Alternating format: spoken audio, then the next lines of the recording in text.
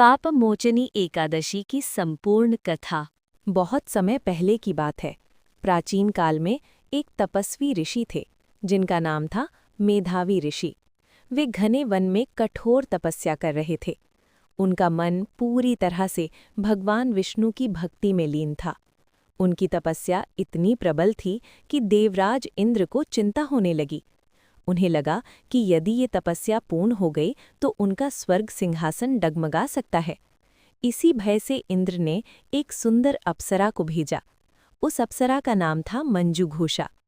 मंजूघोषा अत्यंत सुंदर और आकर्षक थी। वो मधुर संगीत गाते हुए नृत्य करती हुई ऋषि के समीप पहुंची। धीरे धीरे ऋषि की ध्यानावस्था भंग होने लगी।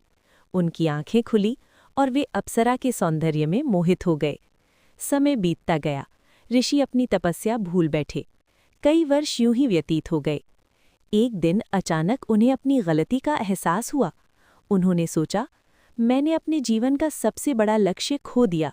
वे अत्यंत दुखी हुए, पश्चाताप की अग्नि में जलने लगे। तभी उन्होंने भगवान विष्णु का स्मरण किया। हे प्रभु, मुझे इस पाप से मुक्त होने का मार्ग बताइए। उनकी सच्ची पुकार सुनकर भगवान विष्णु प्रकट हुए।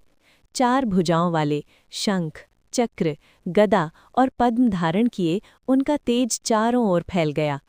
भगवान विष्णु ने करुणा से कहा, हे ऋषि, मनुष्य से भूल हो जाती है, परंतु सच्चा पश्चाताप ही उसे महान बनाता है। तुम चैत्र मास की कृष्ण पक्ष की एकादशी को पापमोचनी एकादशी का व्रत रखो। ये व्रत तुम्हारे समस्त पापों को नष्ट कर देगा।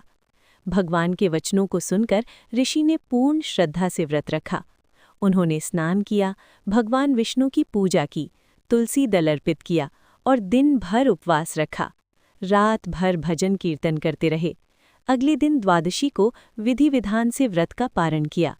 उस व्रत के प्रभाव से उनके सभी पाप नष्ट हो गए। उनकी आत्मा पुनः पवित्र हो गई। तभी से इस एकादशी का नाम पड़ा पापमोचनी एकादशी। ये व्रत मनुष्य को पश्चाताप की शक्ति सिखाता है, मन की शुद्धि देता है और भगवान विष्णु की कृपा प्राप्त करवाता है।